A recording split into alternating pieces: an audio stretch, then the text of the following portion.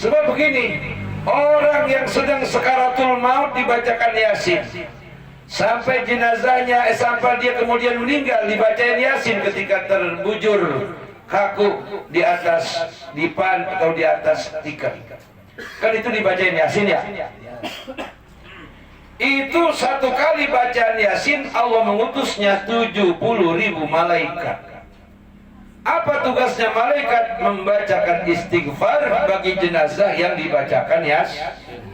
Sampai malaikat itu mengikuti sholat berjamaah, mengikut imam karena menghormat daripada jenazah yang dibacakan Yasin. Itu begitu tuh. Sampai kapan? Sampai mengantar jenazah malaikat juga ngikut. Sampai ke pekuburan malaikat juga ngikut. Sampai ketika lagi dimasukkan ke liang lahat, malaikat juga ada di situ. Disitulah ketika kita mengantar jenazah sedang dimasukkan ke liang lahat, jangan ngomong yang lain-lain, jangan kongkok. Kalau bisa ngerokok, stop dulu. Di situ ada malaikat. Apa yang kita baca? Yang bisa istighfar, baca istighfar. Yang bisa sholawat, baca sholawat. Yang bisa baca kalimat-kalimat tasbih, baca tasbih. Minta di situ kepada Allah, sebab malaikat ada di sekitar situ akan mengaminkan apa yang kita minta.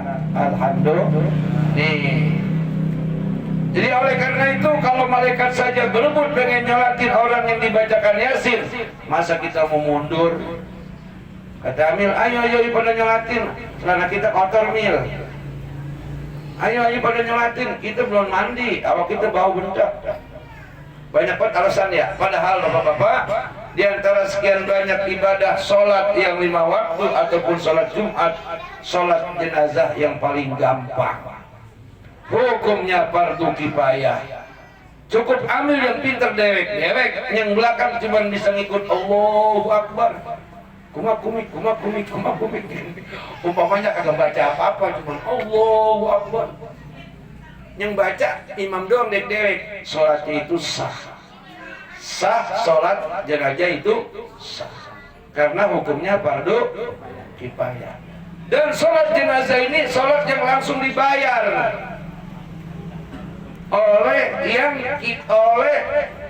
oleh keluarga jenazah yang kita sholat. Langsung dibayar enggak? Slap. Ya tergantung, kalau yang meninggalnya ekonomi menengah ke bawah ya ada yang 20, udah terima aja. Kalau ekonomi menengah ke atas ada yang 50 ribu ya, ada yang 100.000. Kalau yang matinya orang gedean banyak duit bisa gope, antep tuh. Lantas nyaut, kapan orang kaya lagi mati? Jahat begitu, jangan. Tergantung. Jadi diantara sekian banyak sembahyang yang langsung dibayar kontan, dibayar sama duit adalah sholat jenazah.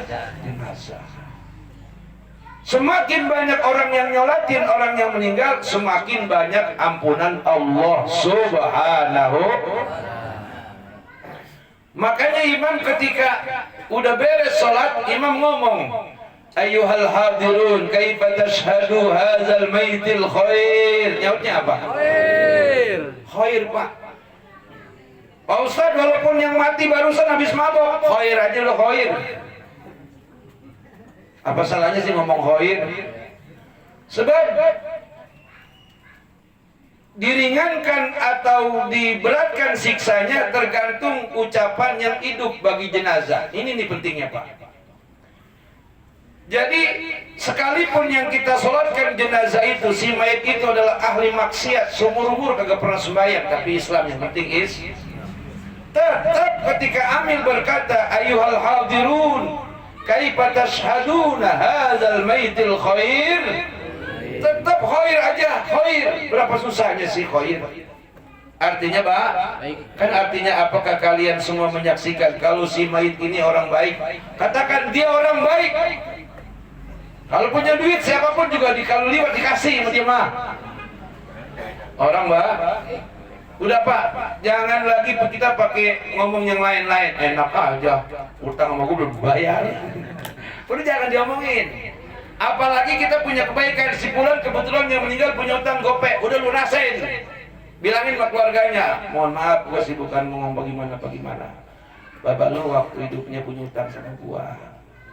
Lu nggak tahu ya? Gua tahu. Ya udah gua lunasin. Alhamdulillah. Jangan diomong-omong. Utangnya gede banget Bang Haji 3 juta. Ya omongin tuh mah. Itu pun kalau keluarganya kagak sanggup bayar, udah bayar setengahnya. Nggak sanggup juga, udah bayar sejuta aja dah. Kagak sanggup juga, gope. Kagak sanggup juga, terpaksa gue lunasin. Itu kebaikan yang kita berikan kepada si mayit nanti akan berimbas kepada kita.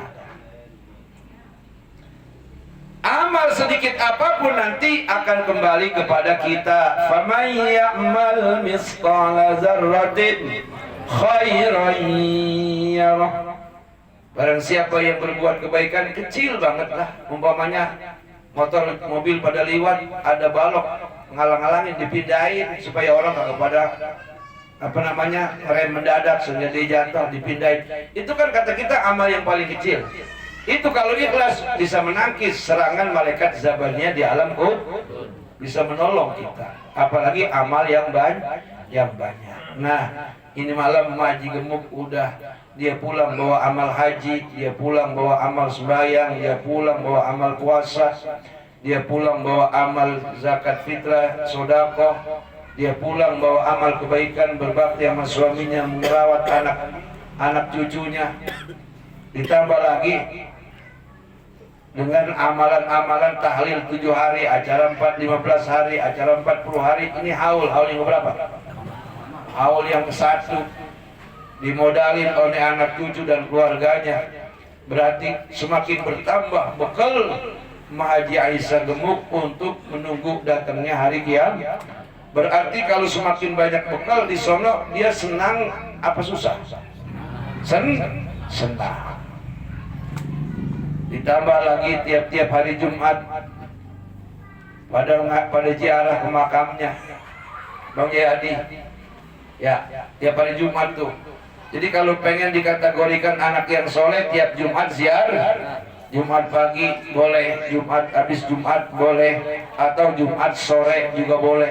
Silakan. Kalau kagak bisa seminggu sekali, sebulan, udah paling dikit sebulan sekali detuk. Sebulan sekali. Siapa di antara kita yang pengen berkah rezekinya, panjang umur, anak-anaknya soleh dan soleha, dan dia nanti kalau mati dia ziarahi juga sama anak-anak cucunya. Rajin-rajinlah ketika hidup untuk ziarah ke makam kedua orang tuh dan kakek nenek kita, insya. Dan alhamdulillah pengajian sebulan sekali ditarik ke makam. Apa itu tujuannya? Biar ada ahli kubur yang seumur-umur dikuburin kagak ada yang ziarahin. Kitalah yang bantu doa buat mereka. Alhamdulillahirabbil alamin. Jadi salat jenazah bapak-bapak dan saudara-saudara ini penting, walaupun hukumnya fardu kifayah. Usolli ala hazal mayyiti arba'at takbiratin fardal kifayati ma'muman lillahi. Kalau imaman lillahi, pas Allah di hati ngomong saya niat sholat atas ini mayit 4 takbir fardu kifayah mengikut imam karena Allah, begitu. Habis itu agak usah baca Allahu kabiro, langsung baca Al-Fatihah. Ayo coba yuk. Coba yuk kita praktekin yuk. Ceritanya yang meninggal orang laki. Usolli ala hadzal mayyiti arba'a. Ayo. Usolli ala hadzal mayyiti arba'a takbiratin fardal kifayati ma'muman lillahi ta'ala. Allahu akbar. Kita baca. Kemudian kita baca Fatihah. Bismillahirrahmanirrahim. Alhamdulillahi rabbil alamin. Arrahmanirrahim. Maliki yaumiddin. Iyyaka na'budu wa iyyaka nasta'in. Ihdinas siratal mustaqim. siratal ladzina an'amta 'alaihim ghairil maghdubi 'alaihim waladdallin. Takbir yang kedua, ayo. Allahu Akbar. Baca apa? Shalawat. Allahumma shalli ala sayyidina Muhammad wa ala ali sayyidina Muhammad kama shallaita ala sayyidina Ibrahim wa ala ali sayyidina Ibrahim wa barik ala sayyidina Muhammad wa ala ali sayyidina Muhammad kama barakta ala sayyidina Ibrahim wa ala ali sayyidina Ibrahim fil alamin innaka Hamidum Majid. Takbir lagi.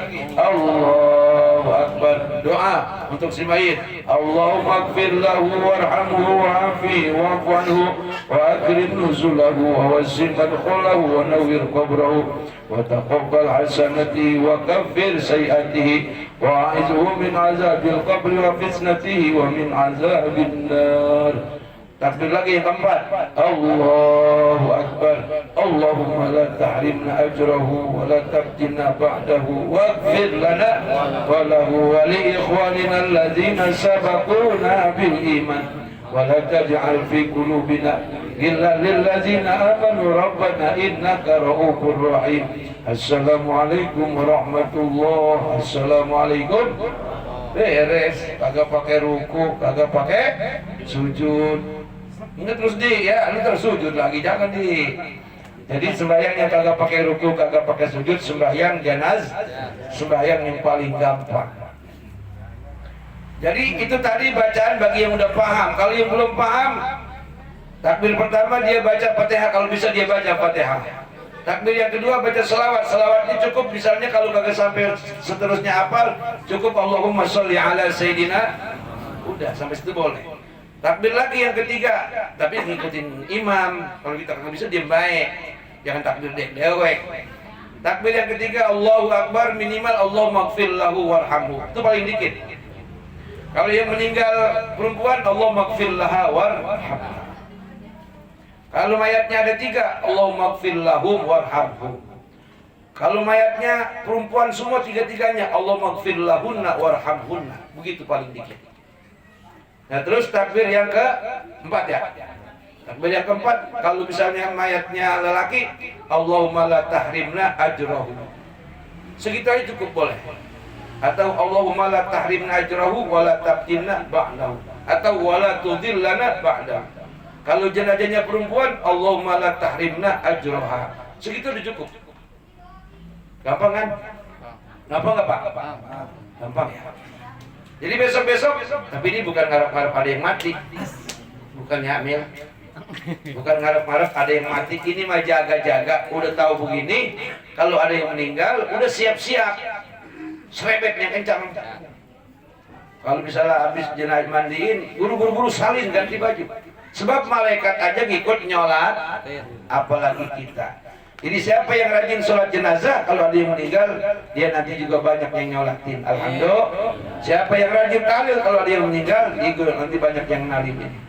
Siapa yang rajin membantu saudaranya yang kesusahan dalam urusan kematian, umpamanya dia bantuin bawain air, bantuin sedekah ngasih duit atau apalah, dia nanti kalau meninggal juga banyak yang sedekah sama dia. Alhamdulillahirabbil alamin.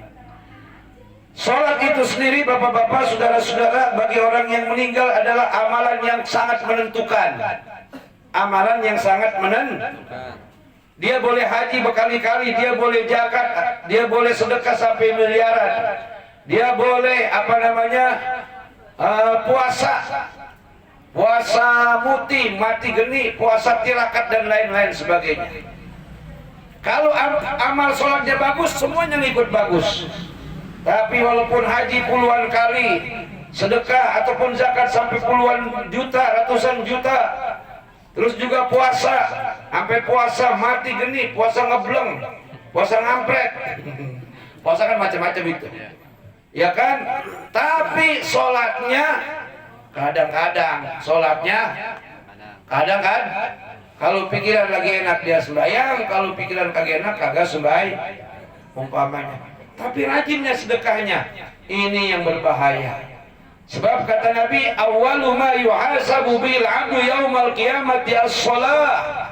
Amalan yang pertama-tama dihisab ditanya bukan zakat, bukan haji, bukan puasa.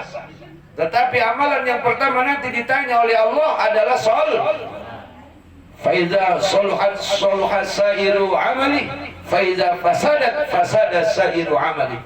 Salatnya bagus, haji ikut bagus, puasa ikut bagus, zakat ikut bagus. Puasa ikut bagus. Salatnya rusak, hajinya rusak, puasanya rusak, zakatnya rusak, sedekahnya rusak.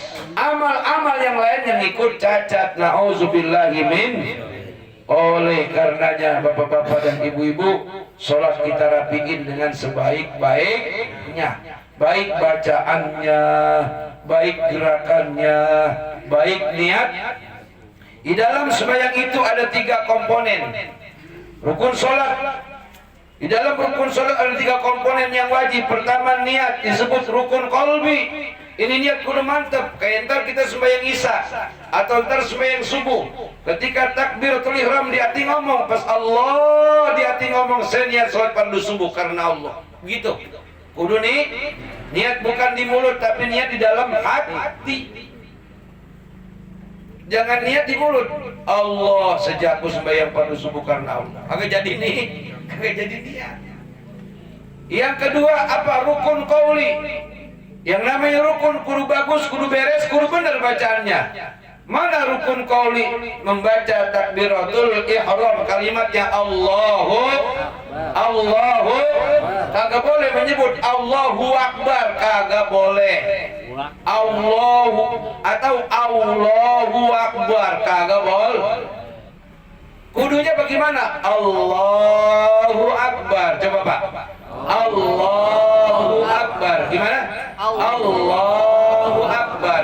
Jangan lagi mulai hari ini menyebut Allahu Akbar atau Allahu Akbar. Jangan. Jadi kalimat Allahu Akbar yang panjang adalah kalimat lam, huruf lamnya. Allahu Akbar. Atau jangan dirubah huruf-hurufnya. Allahu Akbar, hu-nya adalah ha besar, jangan dirubah dengan kalimat huruf ha kecil. Allahu Akbar. Pengen pasien. Ya itu kalau bisa pengen pasien, pengen itu mah. Ha kecil ya ha kecil, ha gede ya ha gede, tetap Allahu Akbar. Itu tuh. Dari mulai ucapan Allahu Akbar kudu bener tajwidnya, makhrajnya. Allahu Akbar. Coba. Allahu Akbar. Allahu Akbar. Allahu Akbar. Tuh makanya kalau takbir Idul Fitri begini. Allahu Akbar. Allahu Akbar. Kagak nyampe ke langit. Muyang-muyangin kuping doang itu mah. Bacanya salah. Yang betul bagaimana? Ya tadi Allahu Akbar, Allahu Akbar, Allahu Akbar. Baru nyampe ke langit kita membesarkan Allah. Kalau Allahu Akbar itu ngecilin Tuhan, bahkan mentiadakan Tuhan. Sebab nama Tuhan bukan alif waw waw lam, bukan alif waw lam ha, aulah. Kan jadi aulah gelap. Jadi Allahu Akbar.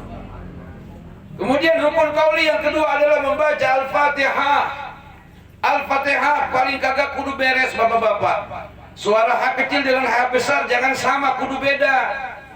Alif dengan ain kudu beda. Jangan alhamdulillahi rabbil alamin. Alif jadi ain jadi alif. Atau ha jadi ka. Maaf ya kalau ada orang Jawa. Itu saking totonya orang Jawa zaman dulu itu Bismillahirrahmanirrahim. Hak dibaca kho. Alhamdulillahi rabbil alamin. Itu saya pernah itu sholat di satu masjid. Saya kagak sebut masjidnya. Subuh. Tampaknya udah kayak kiai dah pokoknya mah. Imam besar, gemuk badannya, pakai sorban keren. Waduh, baca Fatihah ya begitu tadi. Alhamdulillahi rabbil alamin. Ar-Rahman kata saya kali benar. Ar-Rahmanir-Rahim. Maliki yaumiddin. Itu benar. Iyyaka na'budu wa iyyaka nasta'in. Coba bayangin. Ihdinas siratal mustaqim siratal ladzina an'amta 'alaihim. Aduh. Akhirnya saya ikutin aja, dia beres sembahyang, saya sembahyang lagi. Sebab kalau hari itu saya mufarokoh nanti mengganggu konsen yang lain. Jadi saya habis dia sembahyang, beres saya sembahyang lagi. Orang banyak pada ngeliatin, pikir orang saya sembahyang pada subuh. Dalam hati gua balasin sembahyang gua yang tadi. Gara-gara imamnya parah, sembahyang gua kagak nyampe gitu. Udah gitu baca Al-Qari'atu. Kata saya, Al-Qari'atu lempeng kali ini. Lebih parah Al-Qari'atu mal-Qari'ah. Wa ma adraka mal-Qari'ah. Yauma yakunun nasu kal farasil mabsus. Yang satu lagi, wa takunul jibalu kal ihnil mambus. Tanwin dibaca idgham bigu, dibaca ikhfa safawi.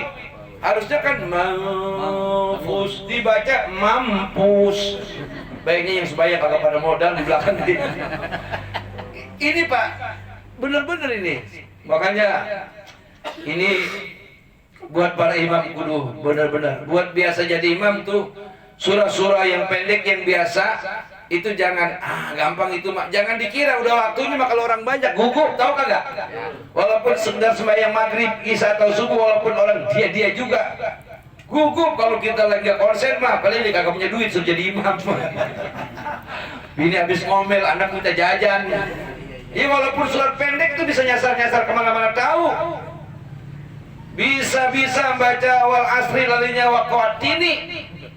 Wal asri innal insana lafi khusrin illal ladzina amanu wa amilus solihati falahum ajrun ghairu mamnun.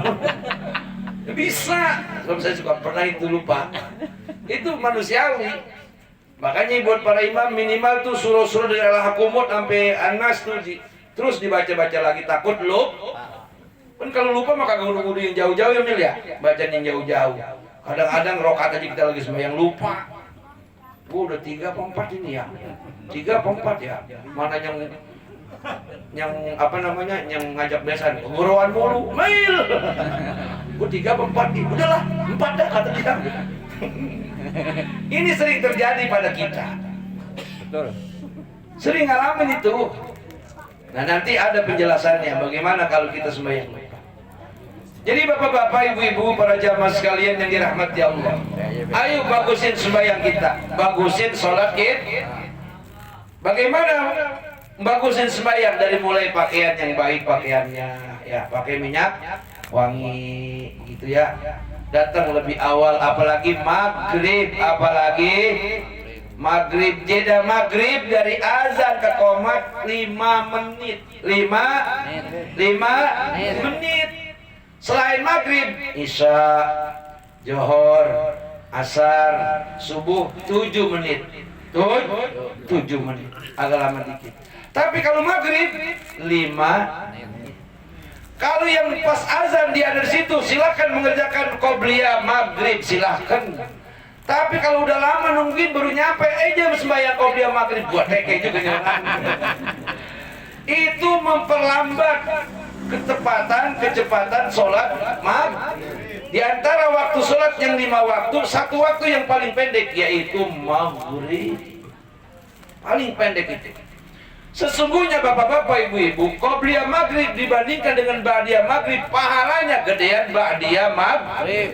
Qobliyah maghrib itu ghair muakkad, artinya kurang penting. Kenapa? Karena mengingat waktu melaksanakan fardu maghrib lebih utama, mengingat waktu yang sedikit. Adapun ba'diyah maghrib itu yang gede pahalanya, cuman kita balik. Orang muqamat baru nyampe sembahyang qobliyah maghrib. Jangan Pak, besok-besok kalau kecuali kita pas habis ajan ada di situ, udah nungguin. Kalau udah muqamat baru nyampe, udah diem baik, diem. Allah, aduh ya kata bilang lama lagi baik, malah gue pengen berak lagi. Paham nih Pak ya? Pak, paham ya? Jadi kalau mau diudak mah, kalau mau kita kerjain ba'diyah maghrib, paham nih? Ba'diyah. Qobliyah maghrib kalau emang udah terlambat kita datang udah agak lama, udah langsung aja. Langsung aja. Kemarin kata Bang Marsin itu di mana Bang Marsin? Di Pandeglang ya? Di Pandeglang Serang itu habis aja langsung komat. Emang orang udah standby. Jam 6 kurang seperempat udah di masjid. Jadi kita jangan nyeksa imam, mana imamnya sakit perut lagi. Bilangnya berak-berak mulu. Dia nyampe pakai sebanyak Qobliyah maghrib ya. Lama lagi aja. Mana imamnya jadang ada kagak. Repot kan kali ada cadangan semuanya bisa perek. Umpamanya. Ini makanya nih bagi yang sudah biasa jadi imam biar pada getap. Udah ada aja hari inilah. Kau mau ketinggalan juga kagak apa-apa. Jangan begitu. Ini makanya si Hadi malam hari ini saksikan oleh bapak-bapak semua. Saya ingin memerintahkan kepada dia mulai hari ini dia kudu standby kalau maghrib di masjidnya. Akur kagak Pak? Ternyata jebolan Al-Gontori anak buah Kiai Haji Sundusi Makmun kerjaannya mancing. Aduh lu kalau tahun tukang mancing ngapain nyandren? Saya dengerin bacaan Qur'annya saya kasih nilai 8. Kagak mau jadi imam dosa ntar dia. Dosa. Udah mumpung Baba masih melihat, mumpung Baba masih dengar suara kita. Kata Haji Sali, siapa itu imam? Hadi Bah, Hadi anak siapa? Anak Baba, masa? Orang biasa di belakang mulu, udah deh, mumpung Baba masih sugar ya. Biar orang tua ada kebanggaan, insya Allah. Lagi kita kalau baca Quran udah bagus, di belakang mulu itu bukan tawadu, nyeksa. Tawadu mah begini, kalau kita belagu mah banyak orang maju baik agak nawar-nawar, itu namanya belagu, pendalam. Kalau kita di depan bukan tawadu, jaga-jaga kalau imamnya kagak datang, gilir ke bini muda umpama. Ya kan di antara Abdul jadi imam, misalnya imam nih berempat, bininya 1. Bini imamnya keempat, bininya 2. Yang maju bininya 2. Lebih Abdul. Lagi Mel. Dan begitu, nih imam 4 nih. Pase. Siapa yang paling tua? Itu. Yang bininya 2. Enggak, yang umurnya paling tua. Yang paling pase yang Abdul yang umur paling tua. Pase, umur sama, ilmunya lebih tinggi, dia paling yang Abdul maju. Dia paling kagak. Semua para imam yang udah biasa jadi imam, ketika imam maju di depan, nih imam-imam yang lain di belakang. Apa yang dikhawatirin? Takutnya, kenapa imam-imam kudu ada di belakang imam? Jadi barisannya, misalnya nih imam di belakang 4 orang kudu di belakang imam tepat di belakang imam, bukan pengen dialog, emang begitu peraturannya. Jadi di belakang imam seru sedih. Ntar kalau ada yang lupa batal terus dia diem baik, takutnya salah mil. Ayo siapa yang mau disalahin kalau begitu dia kekidam. Ayo. Kan kalau dasar di belakang imam semua mah ketika imam aturan ruku langsung sujud. Kata si Hadi, kata Marsin, subhanallah gitu. Ya enggak? Itu tugas imam-imam yang di belakang tuh. Tugas para imam yang bilangin kalau imam lu subhanallah. Kalau suruh di salah. Aturan ruku sujud. Kacau urusan. Itu tujuannya ya dia. Ya. Begitu kan. Subhanallah. Apalagi tapi ini amit-amit nih, amit-amit. Jangan sampai kejadian, saya juga jangan sampai ngalamin. Ihdinas siratal mustaqim. Kentut itu. Imam kentut. Ayo. Lo kan kita ngebohong. Ambil kentut. Udah amat terusin. Ditabok sama malaikat nih. Dibabok sama malaikat. Nggak boleh, pokoknya kudu batal aja semuanya kita batalin dewek. Di belakang memang udah siap ada marsin. Bagaimana prakteknya tuh kalau imam kelimpangan baca surah, dia misalnya batal, imam nih kudu keluar. Makanya ini masjid kudu ada tempat keluar kiri dan kanan yang menyambung ke kamar mandi. Kalau masjid atau musola kagak ada tempat keluarnya, kata imam udah kembali. Aduh, Udah kebelet. imam bisa ngelewatin orang sembahyang kagak boleh, ayo. Disamain sama setan jadinya. Orang ini orang lagi sembahyang, kita lewat sama juga setan kita. Nah kan kita jadi gak ada setan, enak aja. Makanya sunnah itu kudu ada pintu emergency. Kalau imam batal dia bisa keluar. Yang bisa gantiin yang biasa jadi misalnya si Hadi, Marsin, siapa lagi? Ente siapa namanya? Hasan, misalnya begitu. Imam mempengen ihdinas siratal mustaqim, kentut minggir imam. Kelempengan yang punya niat menggantiin, misalnya Bang Marsin, langsung aja terusin. Balik lagi Fatihahnya, Bismillahirrahmanirrahim, atau diterusin. Ihdinas siratal mustaqim, siratal ladzina an'amta 'alaihim, ghairil maghdubi 'alaihim waladdallin. Jadi lebih bagus dimulai lagi Fatihah, sebab itu wajib. Jadi kalau pas baca Fatihah imam udah batal, si yang gantiin dia jangan maju dulu, tetap di dalam barisannya. Nah nanti majunya pada saat pelaksanaan ruku. Tapi ini amit-amit jangan sampai terjadi, Mil. Makanya imam makanya sembarangan, kalau petai dihapok, ingkol dihapok, terus sembahyang kentut mulu kok ingkol. Hati-hati buat para imam ya. Apalagi sembahyang Id, waduh, imam batal misalnya, repot juga itu. Makanya nauzubillah aja, amit-amit jangan sampai. Amit-amit jangan sampai. Kalau sembahyang dek-dek mah ya batal, enak namanya nggak ada yang tahu. Kalau saya bisa jadi imam begitu batal, mau bohong dosa. Mau diterusin aja nanggung dosa orang semesjid. Waduh, udah mendingan keluar. Ini jaga-jaga ya, jaga-jaga. Jadi nanti praktiknya nih, ketika imam udah batal, ketika dia baca Fatihah belum habis, tetap wajib mulai lagi. Imam mulai Bismillahirrahmanirrahim.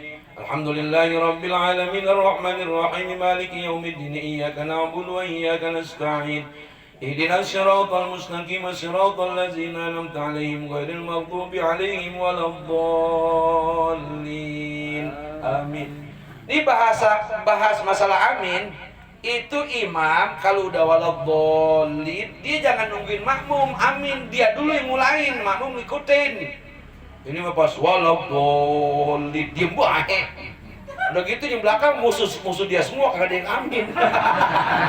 Nengok amin apa lu? Jadi amin itu bapak-bapak, ibu-ibu, imam yang mulain. Ghairil maghdubi 'alaihim waladdallin. Amin kan ikutin bareng-bareng, bukan nungguin. Habis itu diam, bukan. Terus kalau di belakangnya ngajam, bukan amin. Jadi aminah makmum makmum amin bebareng sama Jadi imam pas waladdallin amin dibarengin sama makmum. Nah terus baca surah misalnya. Surah masih dibaca sama Bang Marsin sebagai yang ganti. Bismillahirrahmanirrahim. Qul huwallahu ahad, Allahus samad, lam yalid wa lam yulad wa lam yakul lahu kufuwan ahad. Nih prakteknya nih ya, praktek pindah. Allahu Akbar, tuh gitu tuh Marsin prakteknya. Langkah. Iya. Terus masih jauh misalnya nih. Sami'allahu liman hamidah. Udah pas, itu solo lagi. Ya. Paham nih? Jadi jangan misalnya imam batal. Hari gitu enggak. Misalnya imam batal, misalnya, langsung pindah buru-buru. Asik jadi imam asik. Bukan begitu. Ada aturan supaya tidak merusak gerakan sholat. Paham ya? Jadi kan kalau dari mau ruku kan ada satu gerakan. Allahu Akbar, subhanallah. Kan 3 kali tuh. Masih jauh sono. Sami'allahu liman hamidah. Udah sampai sini jangan maju lagi. Udah beres. Tapi ini amit-amit, jangan sampai kejadian.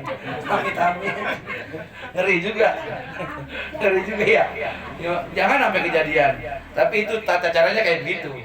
Ya, untuk gantiin imam Jadi sampai sebegitu hebatnya diatur sholat baik sendiri maupun berjamaah, ketertibannya, kerapiannya. Jadi sholat bapak-bapak, ibu-ibu, kita jangan asal ngikut, kudu tahu ilmunya, kudu tahu syarat dan rukunnya, kudu tahu mana yang wajib, mana yang sunnahnya.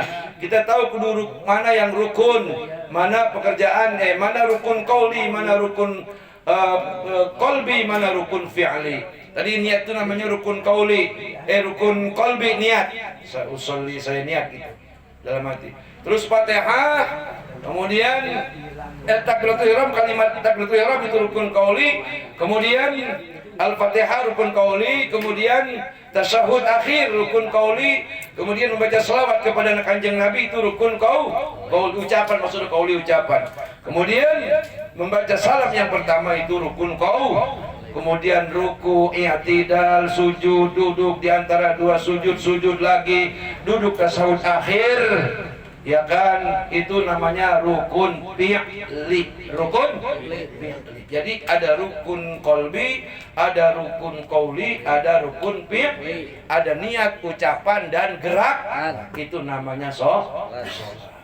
Nah, jadi para jamaah, bapak-bapak, ibu-ibu, saudara-saudara, senada dengan sabda Nabi, amalan yang pertama dihisab, diperiksa adalah sholat 5 waktu. Bukan sholat yang lain, sholat 5 waktu.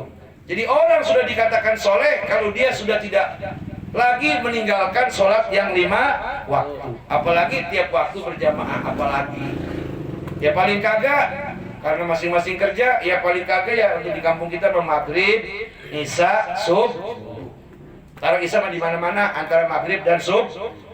Sebab itu waktu-waktu yang luar biasa. Kenapa disunahkan berjamaah waktu maghrib? Menjaga serangan setan pada waktu maghrib. Kenapa kita disuruh bangun subuh-subuh? Untuk melawan daripada pencegahan setan. Makanya semakin mendengar as-salatu khairum minan naum, itu semakin tarik selimut, semakin hangat. Orang iblis membawa selimut dari kulit babi, diselimutin tuh kita. Mendengar, pas tidur lagi, pas bangun jam 7, nyengir aja, pengalaman kita. Tapi Pak, setan jangan dibiarkan tertawa. Subuh kita kesiangan jam 6 atau jam 7 atau jam 9, jangan ngomong begini. Tuhan juga tahu gue malamnya capek banget, harus batinnya aja. Gue malamnya capek banget, mau gue habis meninggal. Bukan, jangan begitu ngomongnya. Langsung kodok sholat subuh. Kapan? Hari itu juga. Bangun jam 7, buru-buru kamar mandi. Ya, kita wudhu, sholat subuh. Pakai kunut, pakai. Bacaannya sama kayak sembahyang subuh, kencengin dikit. Anak nanyain, Bapak sembahyang duha, gua gabung. Pokoknya anak nanyain, Jadi begitu para bapak, para ibu, saudara-saudara, hadirin yang dirahmati Allah Subhanahu wa taala. Sepertinya malam hari ini tidak ada pertanyaan karena sayur keburu adem ada. Jadi cukup sampai di sini, nanti kalau mulanya di tempat yang lain. Mudah-mudahan ini ngaji ada manfaatnya, ada hikmahnya. Jadi yang hidup yang meninggal mendapatkan kiriman doa dan sedekah dari keluarganya maupun kita yang hadir, kita yang hidup tambah pengetahuan, tambah ilmu. Dengan ilmu pengetahuan agama menjadikan sholat kita insyaallah diterima Allah Subhanahu. Kita bacain Fatihah buat Maja Aisyah binti Haji Jangkrik beserta ahli kubur para keluarganya. Mudah-mudahan diampunkan dosanya oleh Allah Subhanahu wa taala, diluaskan kuburnya, Allah jadikan ahli surga, Allah jadikan kuburnya taman di antara taman surga. Para sanak cucu keluarga dan juga tetangga mudah-mudahan diberikan umur yang panjang, badan yang sehat, walafiat serta rezeki yang berkah, taat ibadah kepada Allah Subhanahu wa taala. Dan anak cucu menantu serta keluarga yang sudah mengeluarkan dana dan biaya untuk acara ini diganti dengan rezeki yang lebih berkah. Amin. Ala hazihi niyyah wa ala kulli niyatin shalihah wa ila hadratin nabi. Al-Fatihah. أعوذ بالله من الشيطان الرجيم بسم الله الرحمن الرحيم الحمد لله رب العالمين الرحمن الرحيم مالك يوم الدين إياك نعبد وإياك نستعين اهدنا الصراط المستقيم صراط الذين أنعمت عليهم غير المغضوب عليهم ولا الضالين Waliddin Rabbi ighfir lana wa liwalidayna. Amin. Doanya kita baca bareng-bareng yang udah pernah diajarin. Bismillahirrahmanirrahim.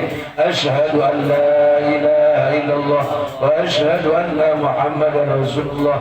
Allahumma shalli ala sayyidina Muhammad wa ala ali sayyidina Muhammad.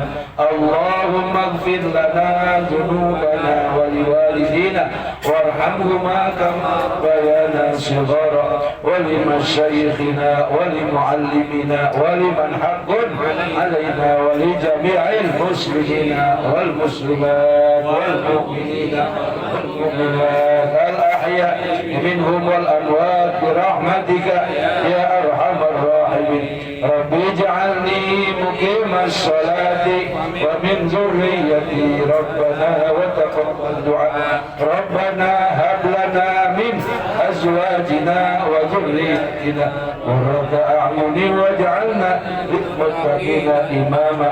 Rabbana atina fid dunya hasanah wa fil akhirati hasanah wa qina adzaban nar. Walhamdulillahi rabbil alamin. Kurang lebih mohon maaf lahir dan batin. Wallahul muwaffiq ila aqwamit thoriq. Wassalamualaikum warahmatullahi wabarakatuh. Waalaikumsalam warahmatullahi wabarakatuh. Alhamdulillahirabbil alamin. Jazakumullah khairan jazaa. Mudah-mudahan apa yang disampaikan oleh guru kita tadi bermanfaat. Jam kurang.